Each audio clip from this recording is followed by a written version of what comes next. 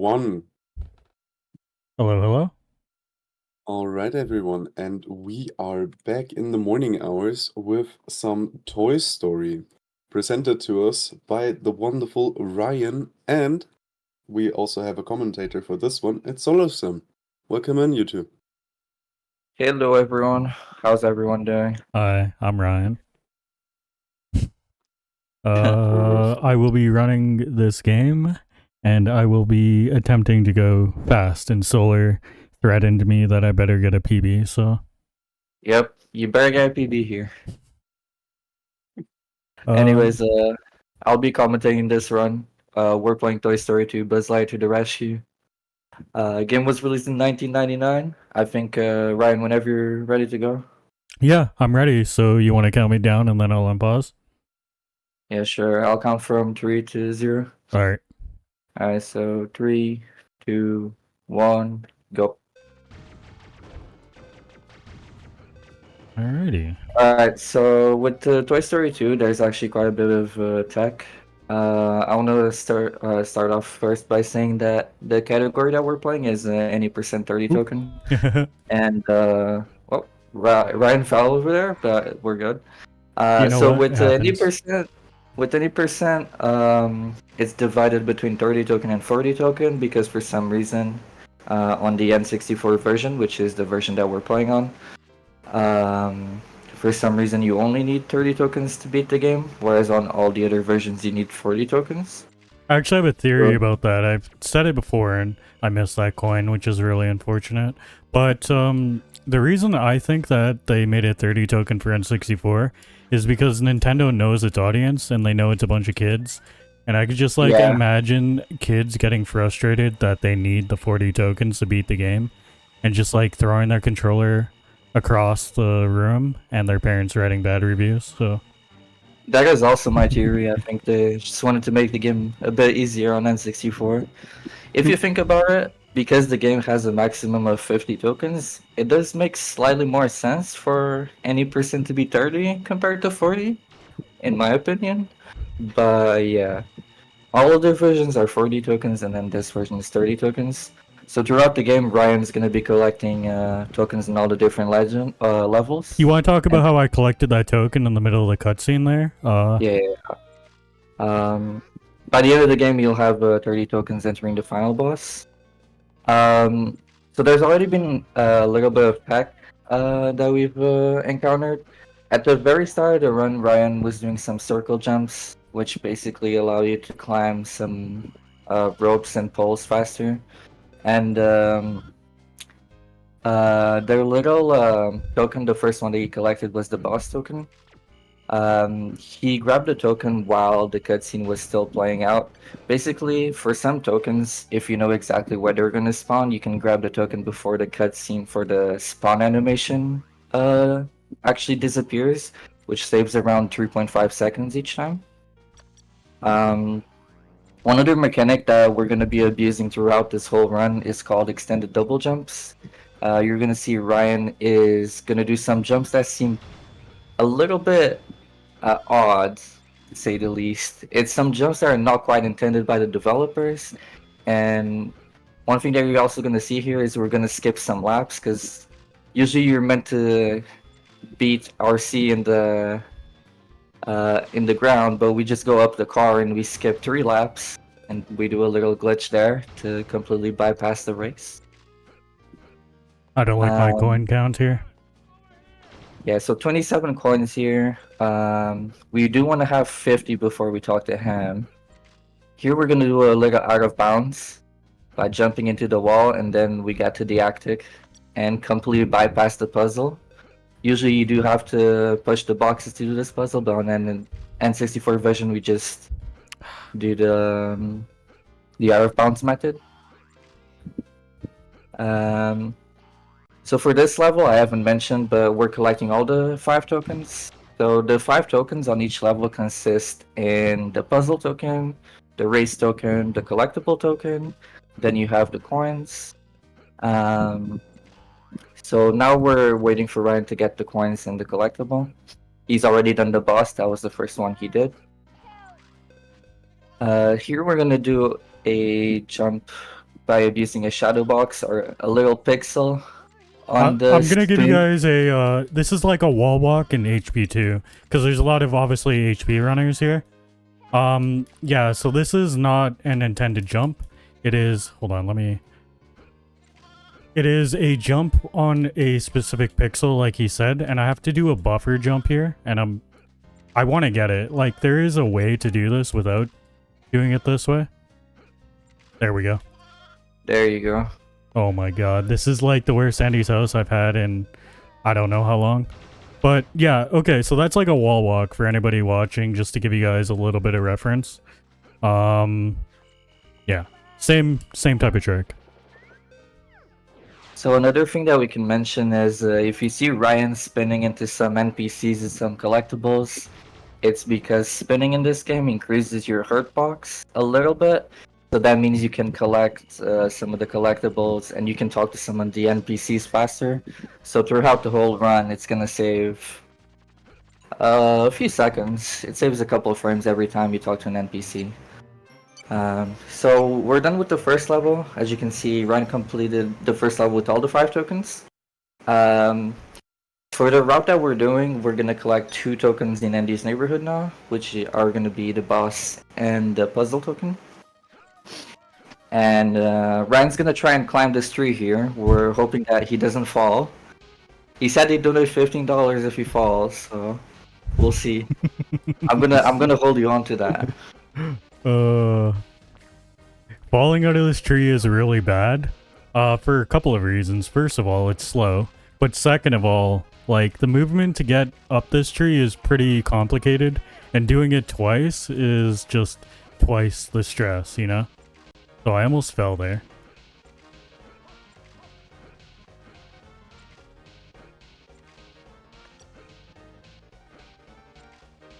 Alright, we should be fine now. Yeah. So for this boss, Ryan is gonna stay in a position where the game considers him to be out of bounds and you can just shoot the boss through the invulnerability. Basically, if you go outside the arena where the branches are, the game will consider you to be out of bounds of the arena, and then you can just kill the boss without him having any invulnerability frames. And there we did something that we call the fountain jump. By standing on the fountain and doing an extended double jump, we can bypass the puzzle, and we don't have to use the duck that we normally would use.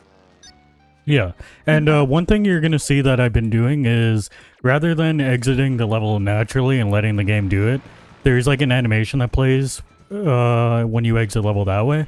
Rather, I'm exiting from the main menu, like myself. So here we have the first boss of the game. You can see this is the first time Ryan's actually using the first person mode to shoot the plane. You don't necessarily need to use it for every shot, but it's just up to preference to the runner. It'd be nice if I didn't press B there.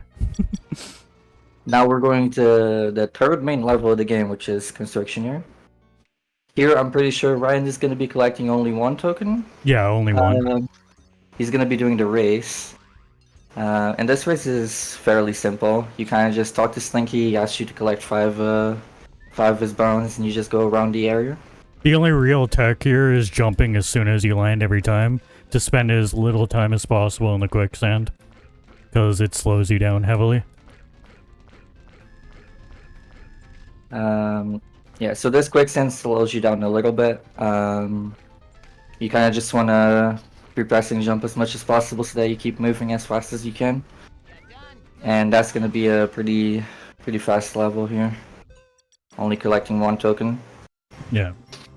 Funnily enough, the second or the next level is also going to be just 1 token.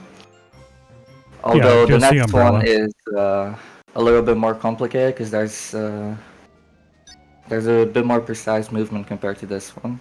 So we'll see. So one of the tricks that Ryan's going to try and do is called the umbrella jump.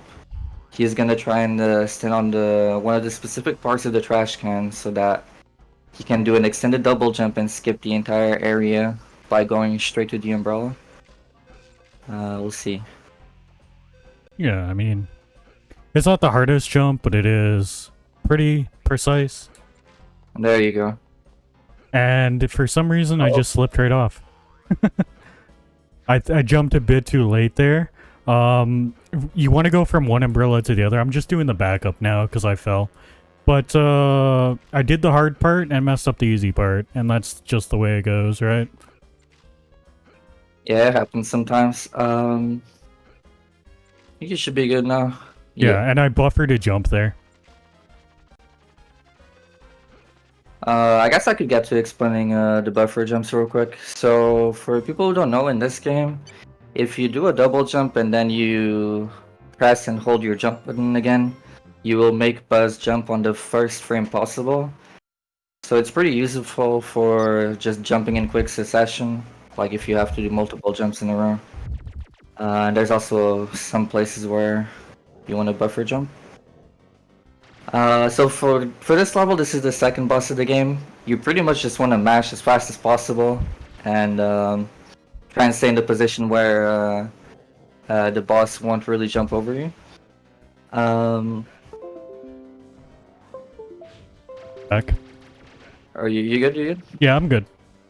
It's just because I'm mashing so fast, I hit the cable.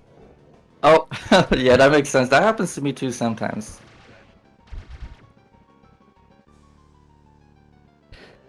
The only benefit of going wireless if I wanted to.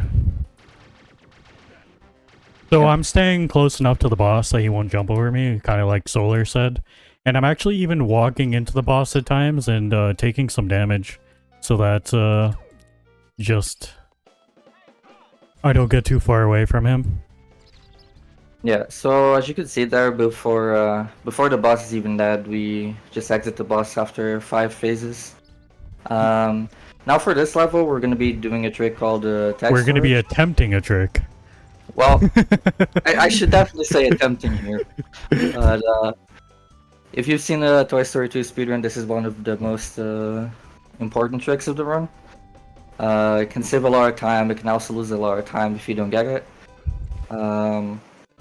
I'll let him try and focus on the boss here, and then I'll explain the rest of the Just trick. one thing I want to mention to you guys, HP1 enjoyers, this is very similar to a multitask, so the trick in that game.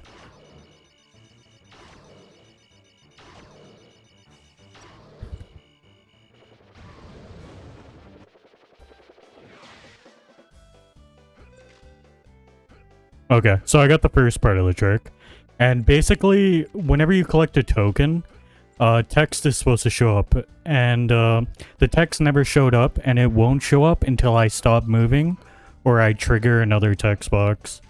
So I'm gonna go talk to him here and get the 2 text boxes to kind of lay over each other, which will allow me to move when you normally can't. And I'm gonna use the exit level thing here to fly and get up to this token, which I think I missed. No, I got it. Oh wow, that was actually extremely close. That was tight. But yeah, Oh. there was a lot going on in that trick there. It could probably take maybe, I don't know, a video of its own to explain that trick. Oh yeah, it's pretty complex. You're usually, on this version, you're meant to kind of see the text pop up saying you've collected the token, but it was like really tight this time around, so I don't think the text even popped up, but you still got it. Yeah. Very fortunate. So here we have the claw machine. That's no good. I have to get it a little bit more to the right.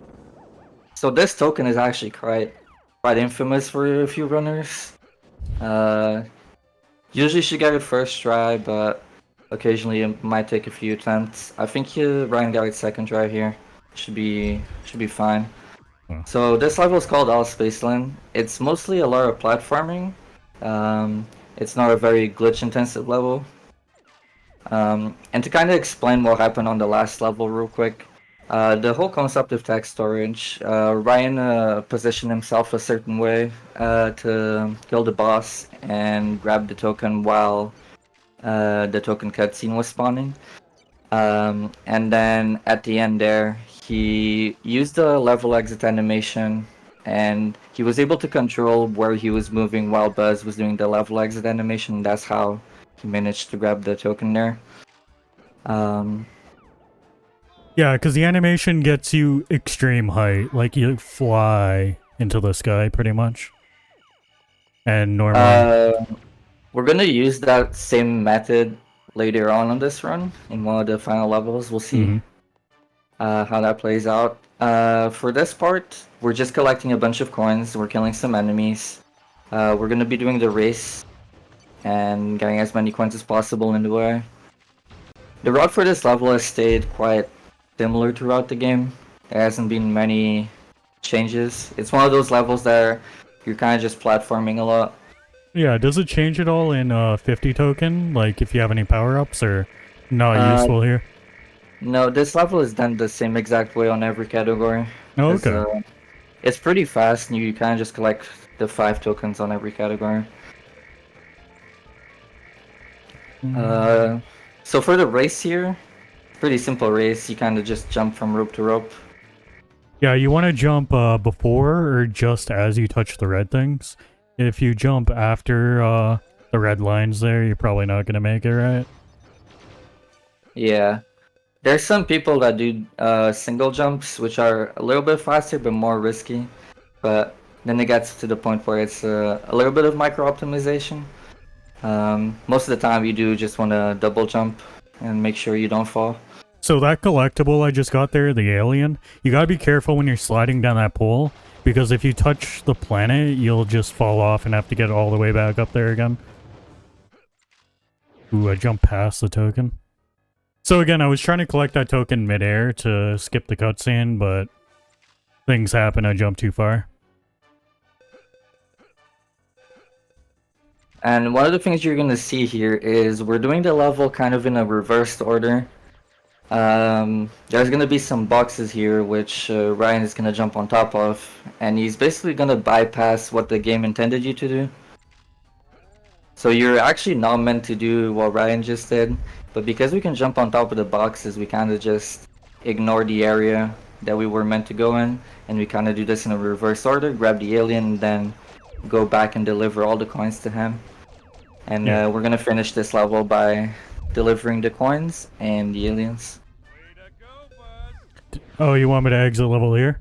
Coins? No, after the after the aliens. Yeah, we'll finish the level by delivering the coins.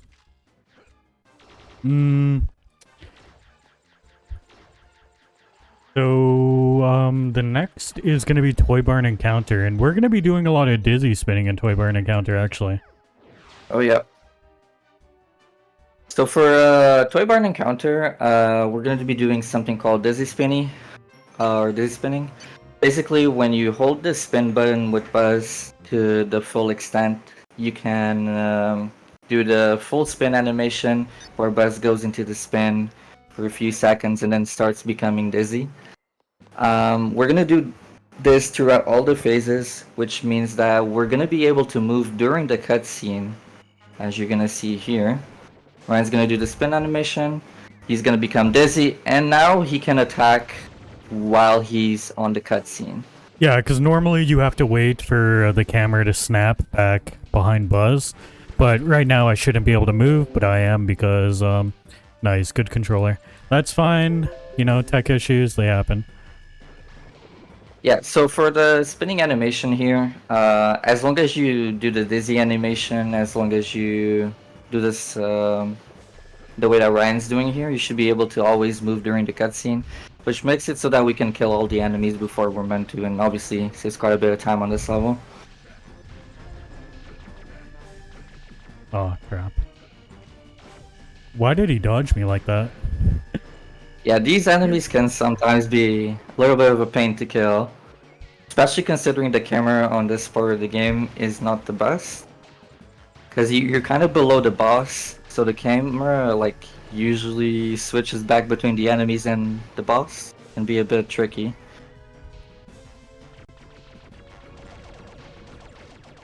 Alright, so final pod here. So now it's just gonna take 3 yellow lasers to finish him off. Ooh. And there you go. Exit the level. Elevator Skipping up. all A of that. cycle-based level. And Everybody's we're on a little favorite. bit now. Everybody loves cycles and speedruns. But it's not a hard cycle to hit, but there is a tiny bit of RNG in this level with some of the mice, the collectibles. What? So this is gonna be another one of those levels where we're gonna collect all of the tokens. How did I not ledge grab there? Ryan's doing a skip here that is kind of tricky on this version. Because of the way Buzz moves at 30 FPS compared to 60, this trick is also a little bit tighter, I would say. And I am we doing got the to easier version by going all the way up to the top one rather than the third one though. Yeah, so there's actually a method to jump right from the third, I guess, the third dumbbells. But because this version is kind of hard, we usually just hop for the fourth one. So here we're using the first person again. This is the first time we're using the collectible from Mr. Potato Head, which is the grappling hook. We're gonna go through all the vents, killing all the enemies, collecting as many coins as possible. It's a pretty straightforward level. There's only gonna be one part where it's cycle based here. Yeah, and the cycle is super like easy to hit. But as Ryan said at the beginning of this level, there is a little bit of RNG concerning the collectibles, which are the rats. And if you've seen Toy Story 2 speedruns, you know how bad everything can go in this level. So the rats, they kind of just fluctuate around trying to get a this certain coin. area. And they can sometimes be in areas where you're not expecting. And you can lose a little bit of time if you're trying to grab mouses and they just keep moving around. One of them is the wall mouse, which we're gonna get to as well, and we have also the control room mouse, which is gonna be the first one. We We'll haven't actually see. talked about spin canceling, which I've been doing this level quite a bit. Oh yeah, spin canceling. So spin canceling basically consists in pressing spin and then laser right after you press spin, which allows you to spin back again. You basically cancel the spin animation with the laser and then spin again, which makes you able to spin a bunch of times and kill a few enemies faster. So here we have a control room mouse. We'll see if he wants to be nice to us. Nice. Oh, that was actually pretty good. Yeah, I'm really surprised. Oh my god, collect it. I'm surprised I got that. Well, mouse. Oh. Alright, And so we because got I it. got that mouse first try, I don't have to try again. And if I didn't get that mouse, it wouldn't affect the cycle at all. But I would have come up here and just ignored the mouse till later. But thank god I got that. I don't have to worry about it anymore. The cycles are for these elevators, by the way. Yeah, so since everything went well here, we can just do the cycles pretty normally. Gonna be a little bit of waiting here. Grabbing a few coins on the elevators. And we're gonna go all the way to the top. We're gonna grab the mouse there at the top, and then we're gonna go straight to the boss area. Well, yeah, we're gonna grab this mouse, and then the boss area is over here, and then the race is on this side here to my left. So we have to go on both sides eventually.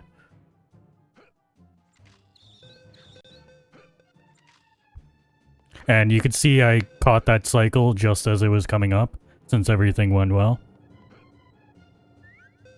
So for this boss, funnily enough, all you have to do is hold the laser. Since we have the green laser, he kind of just dies. Yeah, it'd be nice if I could grab that coin. I missed the coin and the token. Should still be fine, I think. Oh no, it's going down. Oh, Yeah, actually, so if I were to grab that token and skip the animation of like the token spawning, then I would have caught this cycle as it was like before it was going down, and I'd already be up here in the race. yeah, it's a little bit tight, as I said. Skipping the cutscene for the token spawn saves around 3.5 seconds. So if you're around 3.5 seconds to the cycle, there's a chance that you could potentially miss it. But we got to the race area here. We're gonna be sliding through the level, collecting I as could many take my coins as we time on can. this race a little bit because it's not too bad if I just hold back. I just want to make sure I get as many coins as possible. And I also want to make sure I don't fall. We should be fine with 46 here. Oh, okay. That is not good. We'll see. We'll see. Gonna need to get some backup points here. Yeah, and I already know where I'm gonna get them, kind of around the elevator area. Alright, so here we have to wait until around 2-ish to 3-ish seconds before we collect the token. So there is one coin I'll get here. And there's 2 in the ham room that I could get. Yeah, and there's also one after you get the collectibles here on the elevators. I think you should be fine. Yeah. So I'm gonna actually go for one of these ones here, just because I know it's here. Yeah, that one is good. So yeah, I have to get a few backup points there. This level can be a little bit tight on the coins, because the way we route this level around the coins is to try and get as many coins as possible during the race.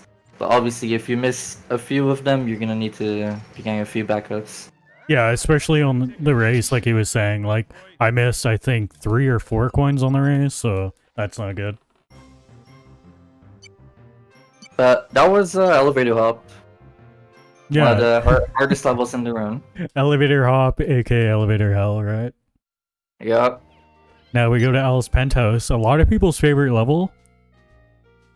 Oh yeah, this is definitely a good one. We're only going to be start getting off 3 by tokens here, though. Yeah. So this level, for this route, we're doing 3 tokens. It's gonna consist in the race, which Ryan is doing right now. We're basically collecting 5 tokens, or not 5 tokens. We're collecting 5 Horseshoes. horseshoes. That's what it's called. For bullseye. Now a lot of people question, why do we need to collect 5 horseshoes? Well, I don't know. Bullseye wants to have an extra one. So we're going to be doing a train hop here, too, like going up the front of the train. Yep. And if you remember earlier how I mentioned about buffer jumps, this is one of the places where it's going to be useful. And we got our first try. So what you saw there is not something that is intended. You're usually meant to push the box to get on this train area here. But by abusing the buffer jumps, you were able to frame perfectly jump on one weird collision, which allows you to kind of just jump. Yeah, up the otherwise train. there's... If you don't buffer a jump when you're going up there, there's like an invisible force that pushes you back.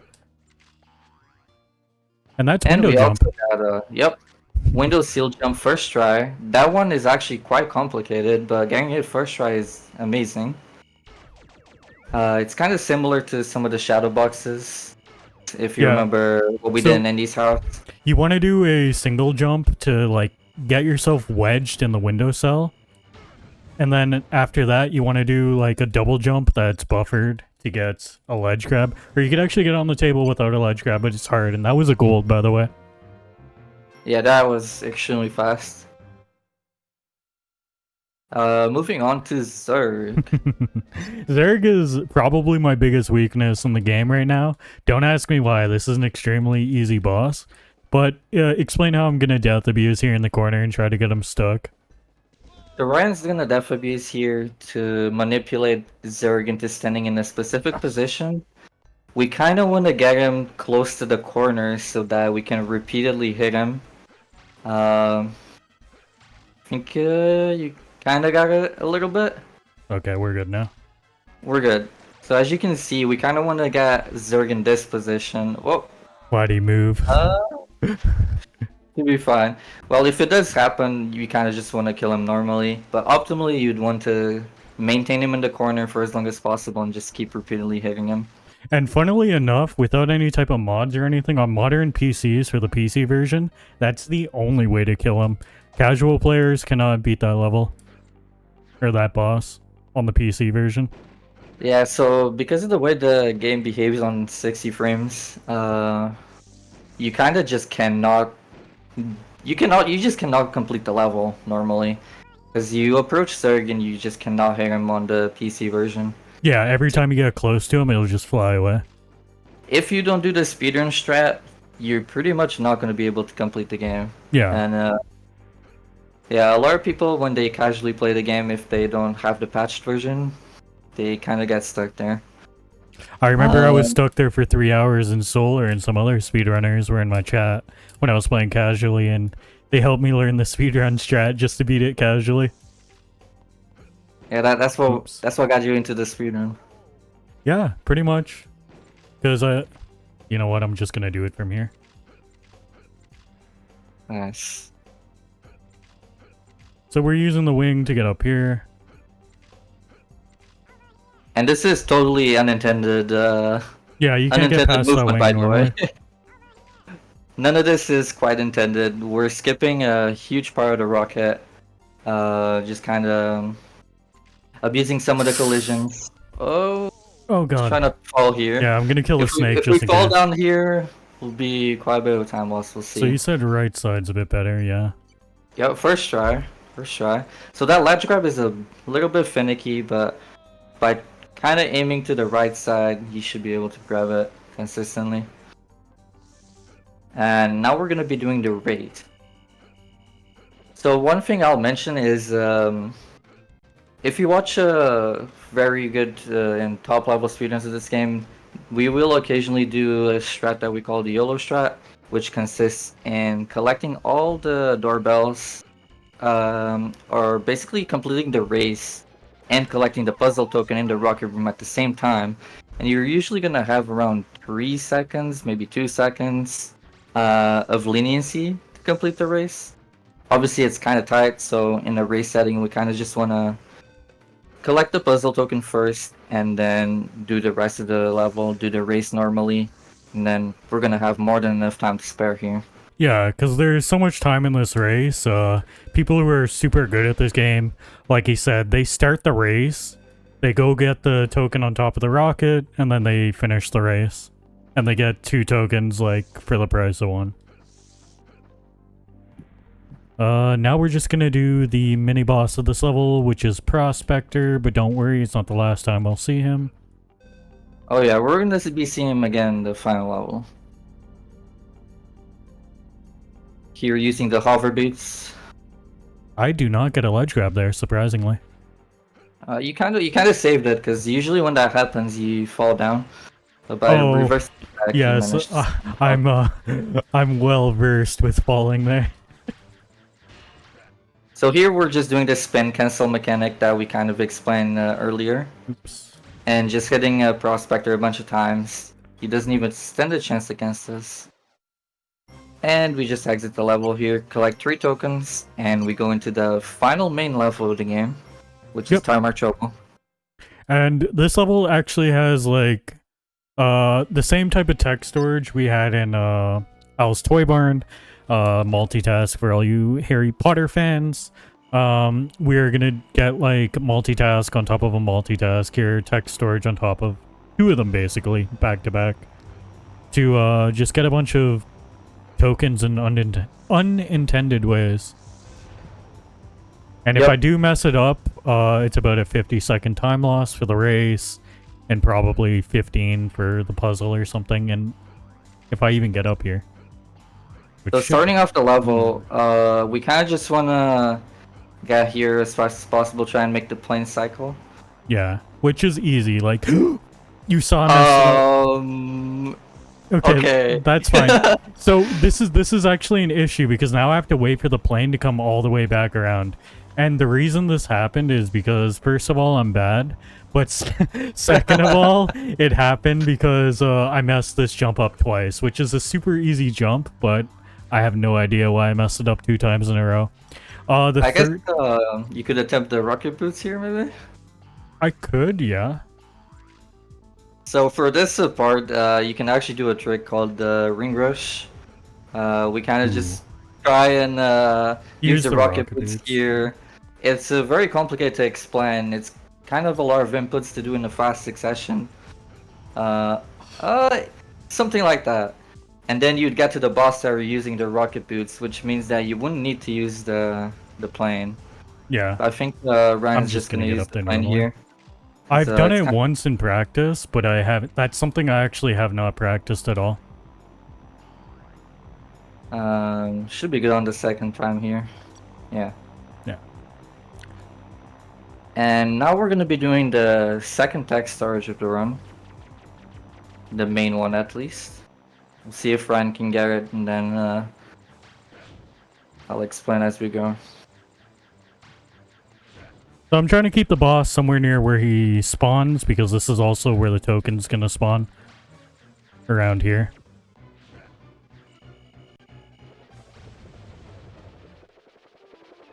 That's pretty good positioning here.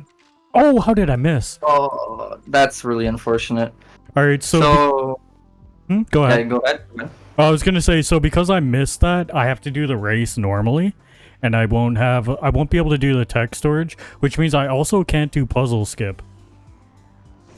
Yeah, so messing up this trick is quite a bit of time loss at the end of the run. That's why this is one of the scariest levels to do right at the end. Because there's quite a few tricks here that you kind of want to hit. And eventually when you do have a pretty good PB in this game, you kind of just have to hit this trick. Because this race, if you can't manage to hit the trick, you're losing around 45-ish seconds. We call this the walk of shame. You have to, I know, I have am to just taking go the through walk the of race shame right normally. now. Yep. Have to do this race normally. Yeah, So with the trick that we were trying to do, we would kind of just fully skip this race. We would talk to Slinky. We would use the tech storage method. We would get to the basically where the token would spawn, and we would just basically complete the race in under 3 seconds. And it Now would we have also to- allow me to do puzzle skip, which I can't do so- now either. Puzzle skip would consist in getting damaged by the slime at the same time as we would grab the token. There's quite a few methods for that. Ryan would have used the rocket boots, but since he didn't do that here, we're gonna have to do the puzzle the intended way. And I'm gonna have to use my brain, which is unfortunate, because I think I already messed this up. Yeah, I did. So I'm just gonna reset the puzzle. Alright, so I have to get the lights to match here now, and I just need the yellow one on only, really? So that means the green has to go off, the blue needs to go off, and then the yellow needs to come on, and we're done. Yep. So for this puzzle, you're just basically matching the top lights to the bottom lights. And if you were to do the text storage method here, we would just fly into the helicopter token, and then we would grab the token midair. But because we weren't able to do that, we had to complete the puzzle normally to get the token to come to the ground level. It's actually a really cool trick, and I'm really sad that I didn't get to show it off, so I highly suggest that people who find this interesting should go, at the very least, watch this level done in the world record run, because you're gonna see some insane strategies there in in Tarmac Trouble. Alright, so final boss. So final boss of the run, we're gonna start off by shooting the gunslinger here, doing a couple shots, as much damage as we can, and then we're just gonna proceed to spinning every single boss, spinning as much as possible. Trying to get using the them spin grouped up, but cancel. they're not grouping well. So Yeah, so the way to kind of do this part pretty fast, you kind of want to have them in a pretty tight spot and just hit them back and forth a bunch. They got kind of separated here, so we're gonna be killing the prospector last. yeah. Taking a death here doesn't lose that much time, because in this game, if you do die... Oh, you time just is going to be respawn as soon as I immediately. get the last hit on this boss, so it's coming up right... One more hit. Now. There you go, that's time. So yeah, we got Cursed Woody waving at us. And I came in just under estimate. I gave myself that estimate in case I messed up Tarmac Trouble or Alice Toy Barn. It looks like the place I messed up the most was actually Elevator Hop and Tarmac. Yeah, that was a pretty fun run. We didn't get to do all the tricks, but it was still a pretty good showcase of the game. So if anyone's interested in running the game, I definitely recommend. Yeah, there are some pretty good resources for you too. But keep in mind, guys, not only is this a speedrunning competition, but it is also a charity event. So if the host wants to take it away and talk about the charity a little bit, I know we didn't have time during the run, so... Thank you for that transition, Ryan. First of all, I want to thank you too for showing off this run. I think a lot of people enjoyed watching it and also getting explained a lot of the tricks. Um, and as mentioned, we're still collecting money for the Trevor project this year. We have already reached $1,000 for the whole project and reached a lot of our incentives with that.